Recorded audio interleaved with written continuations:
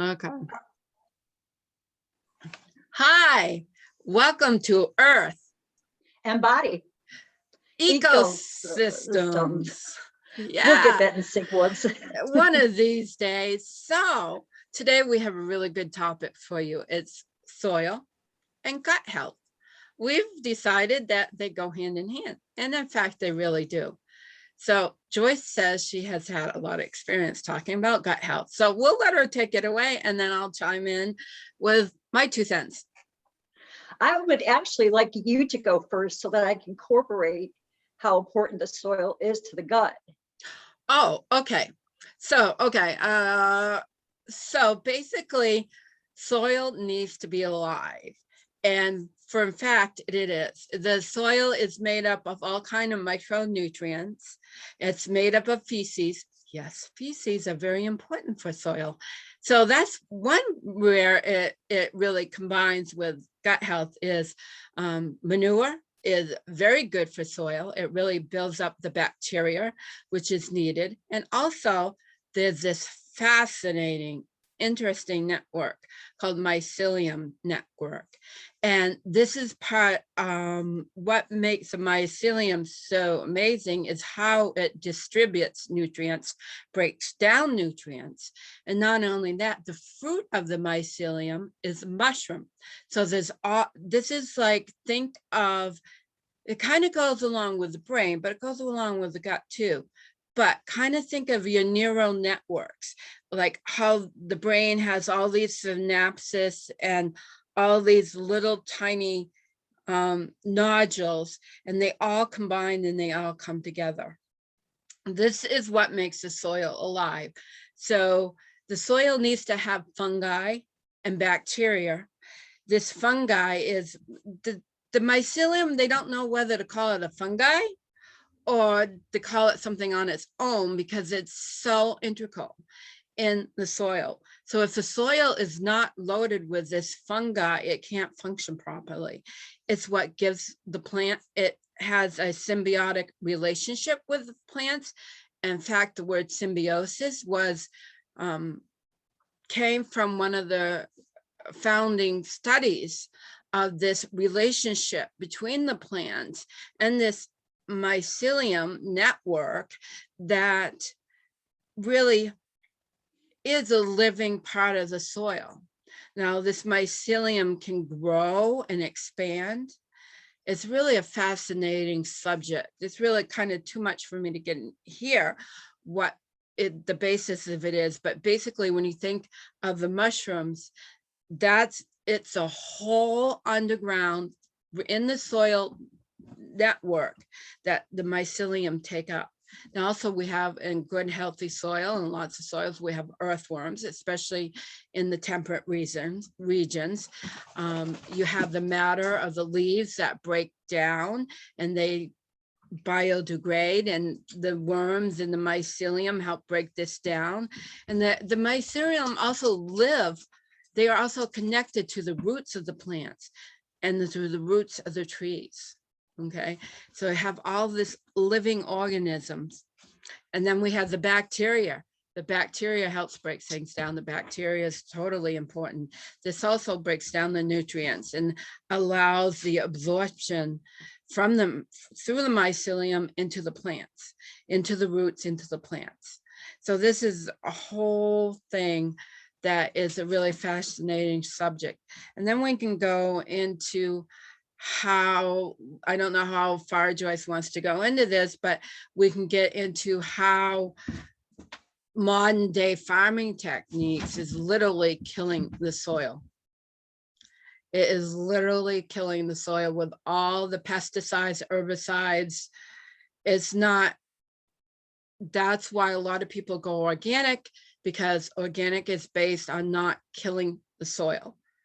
And a really good organic farmer learns to do crop rotation, which is not planting the same crop in the same place every year, leaving the weeds in between the plants so that it holds that mycelium layer in, because once you start rototilling and breaking up the soil, that breaks up the mycelium network, and that pulls away all the nutrients from your plants. And my grandfather was a farmer, so I understand this quite a bit. And because of his age, there's a really beautiful picture of him in the cornfields, and my grandfather was 6 feet tall, and the corn is growing over his head, but at the base of the corn, right, it hasn't been harrowed. The grass is growing at the feet of the corn. And this is the way they did things 100 years ago. They were organic farming 100 years ago, and they were working with the seasons, and they were working with the land. And my grandfather always said, if you take care of the land, it will take care of you. And that's why it's so important for us to reconnect with Mother Earth, reconnect with the seasons, reconnect with the ecosystems, understand the ecosystem we're living in, even if that ecosystem is a city, because that has its own dynamic nature too. And a lot of places have city parks, and there's a lot of places where greens will pop up out of the cement. This is a known fact. So you have to really be healthy individuals. We have to have a healthy ecosystem in which we live in. And we can't be polluting our ecosystems, because in the end, we are polluting ourselves. Is that a good start, Joyce? That's an excellent start, Heidi. When you're talking about the grass growing out of cement, of course, I was born and raised in Chicago, where we had sidewalks, and they would leave gaps in there for the seasons for it to contract and expand. And there would be grass growing out of it. A lot of times dandelions would grow out of it. So this is true. So how does the ecosystem of the earth play an important part to the ecosystem of our gut microbiome? Well, that bacteria that Heidi spoke of is important because 80% of our immune system is located in the gut. And you might hear people say, go play out in the dirt because it's healthy, and it is healthy playing in the soil. Of course, now, as Heidi had spoken, they're depleting the microbiome of the soil. So even when we play in it, we're not getting the benefits that we did at one time, say when Heidi and I were children.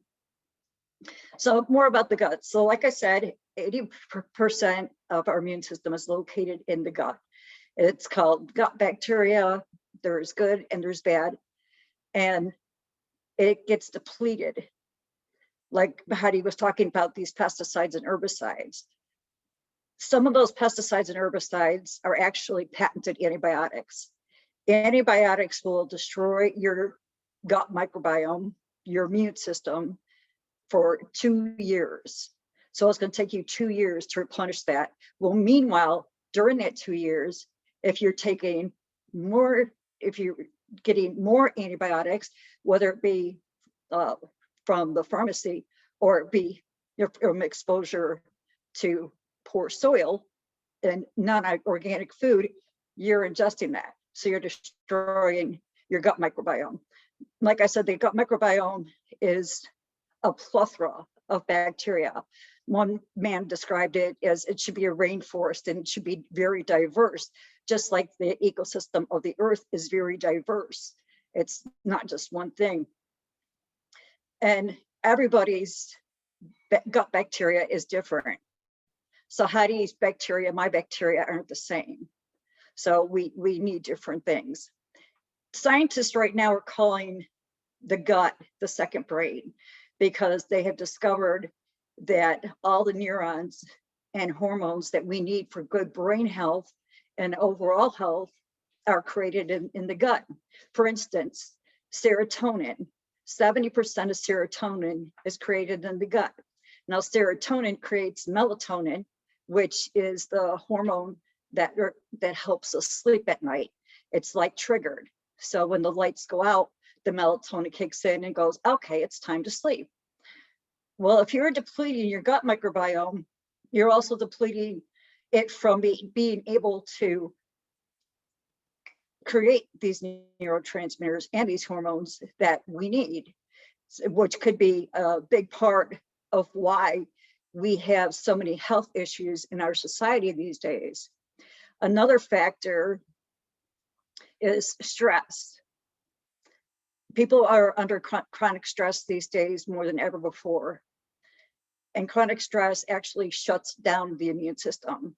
So it's not working. So people find ways to relax, de-stress. As a matter of fact, let's do a little bit right now. Let's take some deep breaths in through the nose, filling up the chest and the gut, and slowly exhaling through the mouth. So let's go. 1.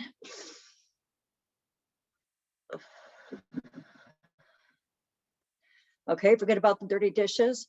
Inhale.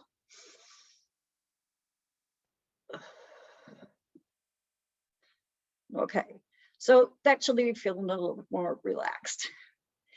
So gut health is very important, not just for our immune system, but as you can see, it's important for our overall health. There are other things that contribute to, excuse me, depleting the gut microbiome. Outside of antibiotics, there's other medications that can affect the gut microbiome and deplete it. But the good news is there are things you could do for good gut health. First off, you want to eat organic. I know it's expensive, right? But we have to try to do something, because if we do nothing, then nothing's going to get any better. You want to eat organic. Fermentations.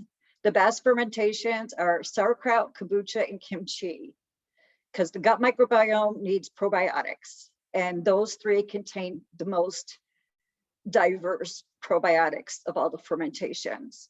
You can actually get probiotic pills too at the health store, a good health store, not GNC, not Walgreens. We're talking like a neighborhood, family-owned health store where they know what they're talking about. I lost my train of thought. Oh, probiotics. I was going to say something else about the probiotics. Well, probiotics. Huh? Probiotics are also in good yogurt, and we're talking like raw, plain yogurt that can be made by local farms. Okay, it's what I'm into, raw milk, and the local dairy, which I've been to, also makes raw yogurt.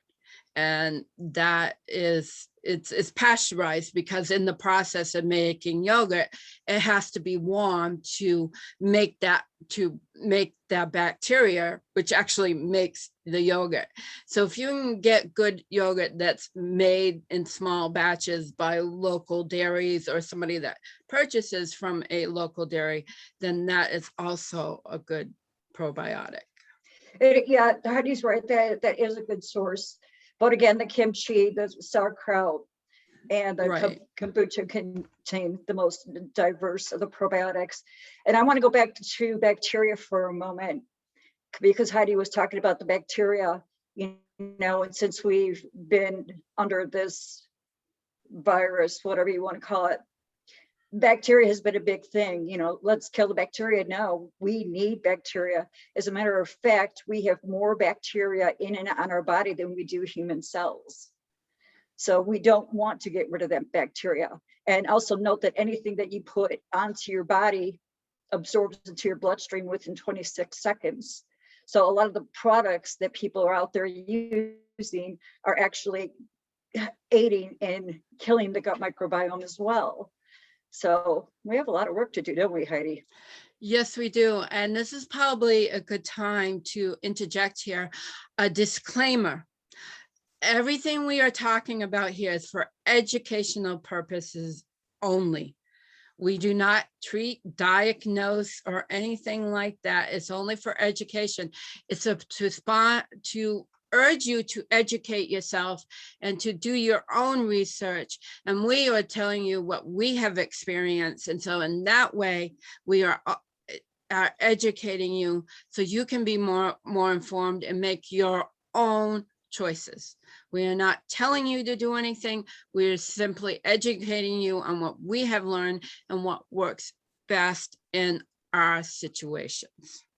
That's correct. That is totally correct. Yeah, and you should always consult with a professional healthcare provider before you start changing anything.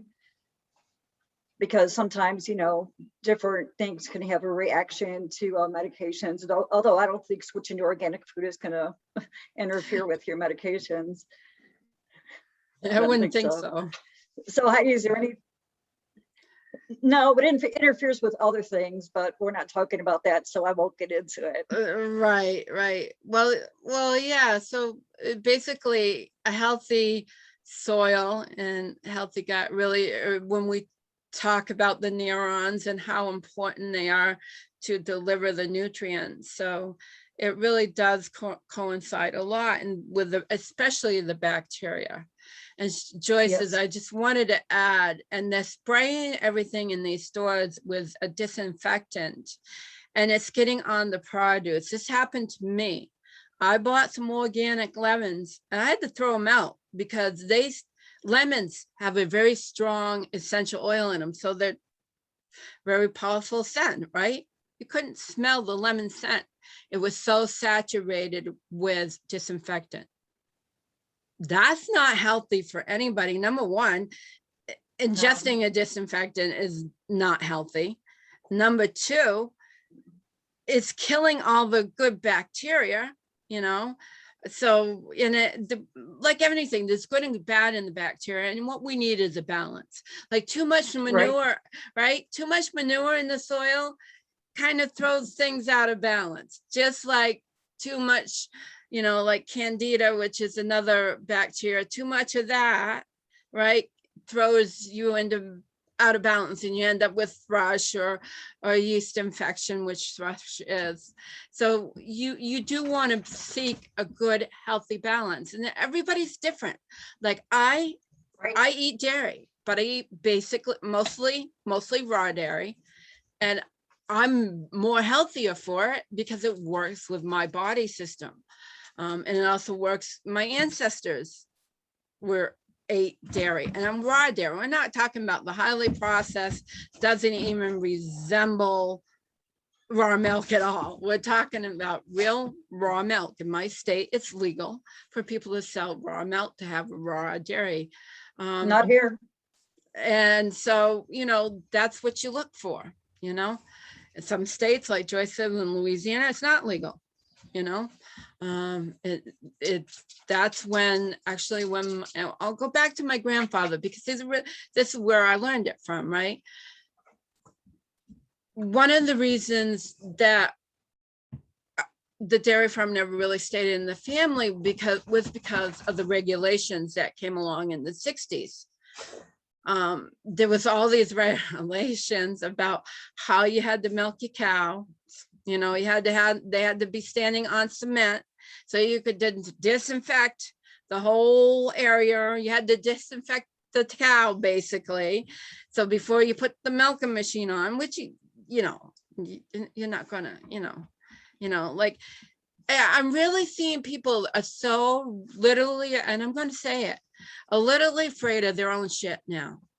They are literally afraid of their own shit. So much so that if they think anything has bacteria on it, they're like, get me out of here. I got to disinfect my room. I got to disinfect the carpet. Well, you might want to clean it good. That's not necessarily a bad idea, cleaning the carpet, but to really worry about shit has really gotten really out of hand. Because when I was young, I grew up on a dairy farm. My grandmother said, go walk in the cow poop barefoot. And that's what we did. We walked in the cow poop barefoot. And now my husband used to play, he grew up in Tennessee, and there was like a cow pond that they used to go swimming in. And of course, we know what cows do in cow ponds. Cow ponds. They poop. Yeah. they poop. And so that was what I grew up. And now, oh my God, I don't think a parent would let the kids out of the house to go play in the poop and go play in the dirt. You know, we made mud pies. We put the mud from the driveway all over our faces, right? This is what kids need to do. You need to build on your immune system, and you're not going to build an immune system by living in a glass bubble. It just doesn't work that way. And that's why the gut is so important, you know, and with all the, you know, going organic is wonderful. Supporting local farms is another way, because they're very important to support too, is to support your local farms. A lot of them, your smaller farms may use some of those herbicides and pesticides, but they're less likely to use as much, because most of them live right there and they don't really want to overpopulate, you know, as much as that. I don't see that in my local area. I mean, I would see the fields stripped if that's what they were doing, and I don't see that. So even supporting a local farm that's even using conventional methods, if they're rotating their crops and you can see green in between their rows, or they sheeted it somehow, then that's better than going to a supermarket where it's been shipped in from Mexico or some other place where they don't have the regulations and they're spraying up the yin yang, you know, and plus it's being shipped in. So anytime you can get local, you're supporting your local economy, you're supporting your local farmers. And there's a lot of, in my area, there's a lot of small farmers that are organic, and they have CSAs, which means community supported agriculture. Go ahead, Joyce. Yeah, I want to say another thing about buying your food from a local farmer is the fact that it's more nutrient dense, because when it's just sitting on that truck and it's ripening, it's losing its nutrients. You're not getting nutrients and minerals. And I want to go back to probiotics for just a second, because one thing with the probiotics is that everybody, as I said, their gut microbiome is different. So what you need and what I need are two different things. So if you're going to purchase probiotics from a store, make sure that there's a variety of probiotics in there, and then alternate. The next time you go back, look for a different one that has a different probiotics, so that you can go ahead and, because nobody's testing. Well, there are people, there are some doctors, holistic doctors, that are testing the gut microbiome, but most doctors are not testing it. They're not even talking to their patients about it. So it's important for us to take our health into our own hands. And if you want to hear my story and why I feel the way I do, please go back and watch our introduction video on that. And I'm just going to go ahead and plug myself. I sell holistic products. If you're interested, please visit okay, let's go. Visit majesticterra.com.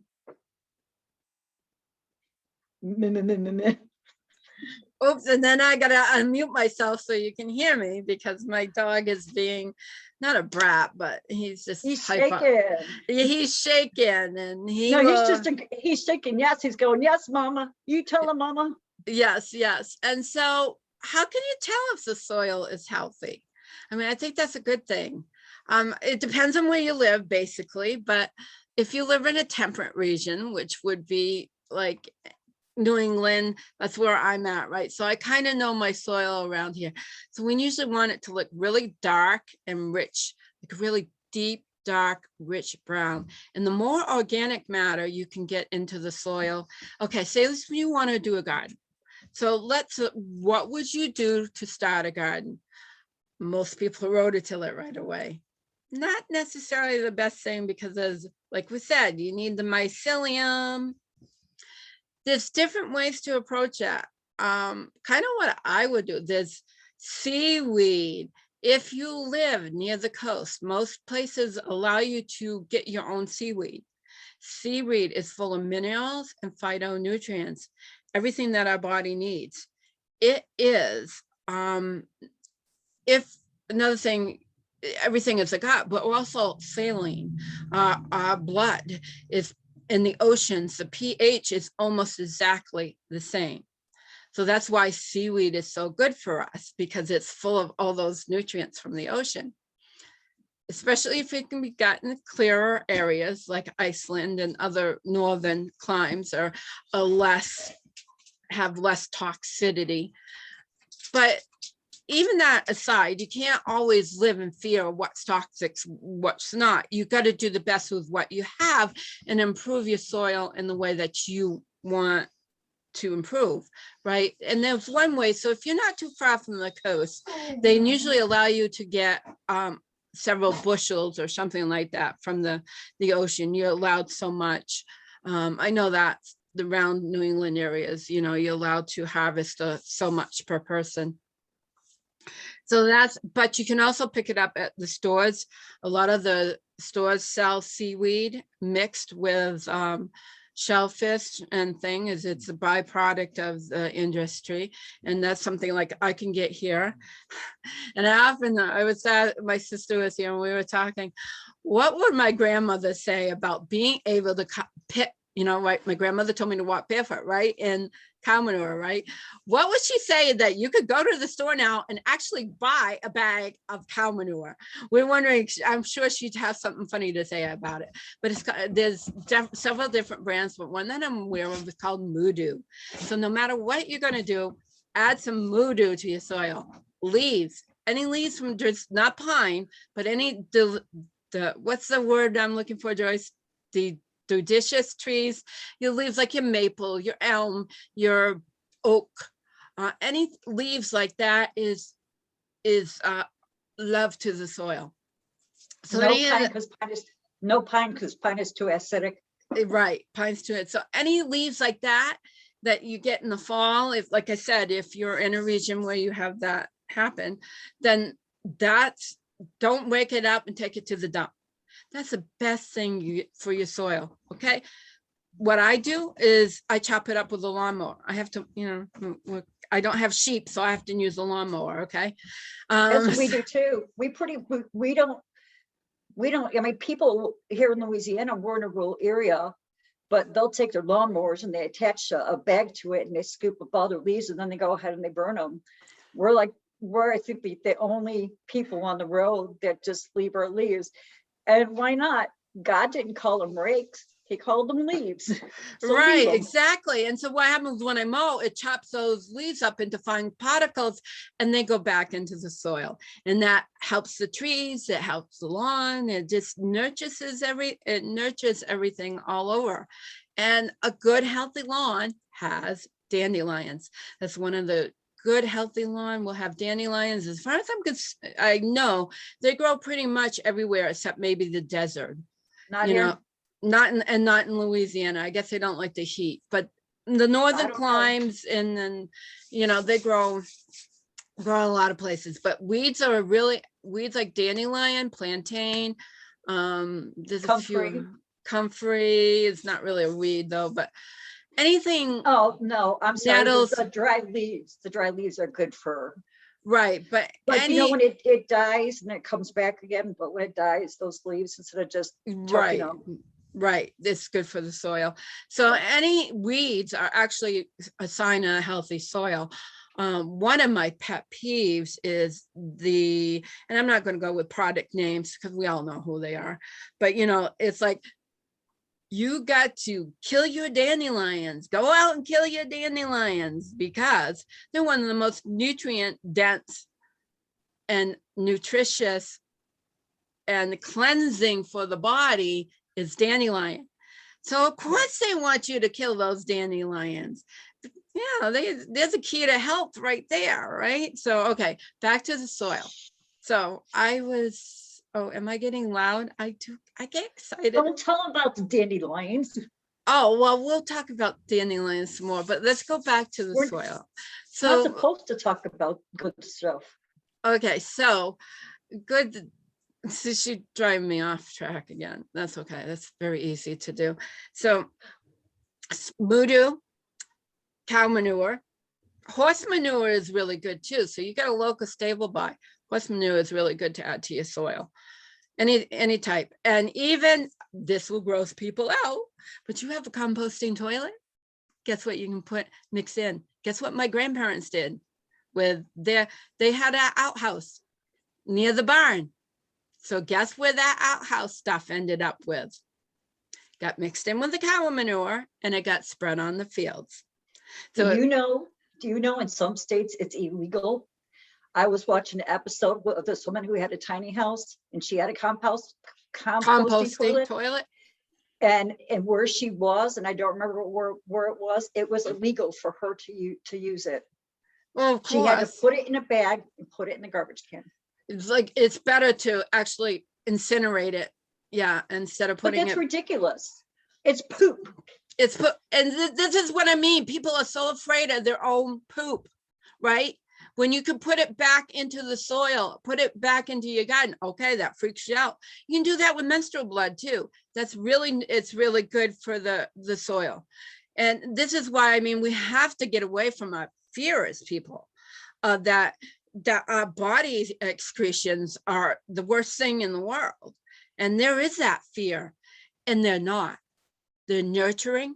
Just think what your uterus does. It builds a baby. So that blood that most women, I'm past that now, so I don't have to do that anymore.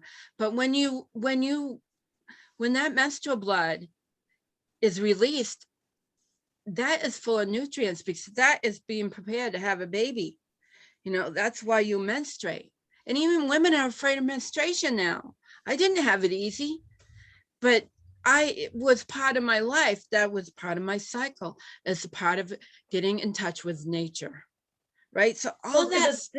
The thing is too, is that people don't even want to talk about it. No. It's like, what do we even talk about? We don't talk about pooping. I don't understand why. Yeah. Our poop tells a lot about what's going on inside of our bodies. Oh, but nobody tells us about that either. Right. And with the menstrual cycle thing, and like Heidi's talking about, and women are probably going, okay, I'm supposed to take my tampon or my pad and put it in the garden. Actually, they have a cup. I think it's called the Diva cup. Yeah, something like that. It's so beyond my scope now. that you actually insert. And from what I hear, it's a lot healthier. And it also can hold more than like the tampon or the pads. So if you were to get the cup, then you could just go ahead, once you take it out, go ahead and take that and put it out into your garden. Put it in your rose bushes. I hear rose bushes, hair, especially if it's not been dyed. So if you have all natural hair, which a lot of us don't now, although mine is kind of, except for my ends right now, but you may see me get blonde at some point, but just for fun, okay? But if your hair isn't dyed and it's natural, so the clippings from your hair is really good for roses too. So there's all kinds of body excretions that you can add to the soil, okay? Maybe, if you don't compost, that's fine, but composting your vegetables, your peelings, any vegetables, eggshells, coffee grounds. These are all wonderful composting that you can feed your soil. And you can just make a pile in your backyard. Or actually you can go to your local Tractor Supply, home, whatever. They have bins that you can put them in, especially if you have varmints and stuff, critters. And if you're a tea drinker and you're using tea bags, tea, if it's loose leaf and not in the bag, you can go ahead and you can put that in there too. We actually had half of a plastic barrel that was cut in half where we were composting. It was, I don't know, about 3 feet long. So it wasn't a whole lot for just something small, because once you get it in there, then you want to go ahead and you want to turn it every so often. Right. And you can use tea bags, just take out the little staple that's in the tea bag, because that will biodegrade. I mean, like I said, if it's not, you work with what you got. So if it's not 100% organic, that's okay, because nature is great at breaking that stuff down. Okay. Nature knows how to heal that, because basically everything on this earth came from this planet, right? So She knows how to break all this stuff down and put it back with the mycelium network, with the bacteria. She knows how to break all this stuff down. And we know this. That's why our cars rust, you know, especially in the north, right? With all the salt help that. But if you leave a vehicle, eventually it's going to rust. It's going to oxidize. So Mother Nature knows how to break everything down. All she needs is a little bit of time. But especially paper products, they can be recycled. They can be put back into the soil. Like think about, we talked about the leaves. So we got your napkins, you know, should it be bleached? No, it would be better get the brown. But if that's what you're working with and you got the bleached ones, you don't have to take it to the trash. You can compost that too. No, there's so much. And then there's sheet mulching so that you cover the soil so you don't lose the, did you hear that? Yeah. I think he's trying to tell you something. There's something you're forgetting or something you're supposed to say. Yeah, what's it Jackson must saying? be something like that. But that, I lost my train of thought. And we're our recording here, people. We're not going to redo. What was I? So you work with what you have, because Mother Nature has a way, can break that down, and all she needs is time. She just needs time. And it doesn't take but a season to break down most of our household waste. It really doesn't. But 1 year it takes to break down the household waste. So a lot of your household waste, you can, you know, biodegrade and get those nutrients back in your soil. And so that kind of leads me to who we have coming up as a guest next week. And she's been on some of my YouTubes, and that's Miss Diane Jaracki. And she's just beginning to do homesteading at her property. And so we'll be talking about homesteading and permaculture, right? So that's something else we're going to be delving into also. And then Joyce has a guest lined up. And what's your topic? Oh, we're putting that together. She's going to send me an email. So we talked about it. And she's July 7th. I do want to say one thing, because Heidi was great about talking about how we can put nutrients back into the soil. But one thing that I want to mention is, you know, because a lot of you are out there thinking, okay, well, how do I deal with these nasty bugs that are coming in and eating my plants and whatnot? There's a lot of natural things that can be used: diatomaceous earth, neem oil, also companion planting. There are certain plants, marigolds are great for keeping pests away. But, you know, you could do some research. There's plenty of information out on the internet. So that's one way, one great way, because even planting certain things together will help too. Right. And if you're in the city, right, and you, I've known of people that have done it on like a patio and used buckets and stuff and composted their own soil, their own stuff, and grown vegetables right off a patio deck. So there is ways. There's a lot of videos out there that will show you how to do it, you know, like I said. Hanging baskets. Yep. You're hanging baskets. There's all kinds of ways. Well, you think, well, I don't have a lawn. I don't have access to, you know, a physical ground. If you have a patio, there's a way. You have a good sunny window. If you're up on a 10th floor or something, there's a way that you can bring this stuff into your home and grow your own vegetables. So don't think you're limited just because of where you live. Remember, we want you to get to connect with the ecosystems. And one of the best ways is by growing something. I'm more of a harvester. I'm not the best at growing. I'm an herbalist. So I'm more at my roadhouse is finding the wild plants, okay, and knowing what they're good for. We all have our own niche, but you know, container gardening, I've done my best growing in containers, actually. So don't, just because I'm talking about the mycelium and all this, it can be done with really good soil, with really good basis. container gardening in your own home. Even if you're in an apartment building, it can be done. So I guess Joyce is not going to tell us about the upcoming guest. I guess it's going to be a big surprise. Well, it's on July 7th. Oh, yeah. Okay. I remember now. I did write it down. Her name is Monique, and she works with the voice. So what we're going to be doing is what's called toning, and it's going to help us to raise our natural vibrational frequency. So it's going to be kind of interactive. That sounds amazing. And I've heard about that toning and everything, which I've sung in my life, mainly chorally, but I have done some solos.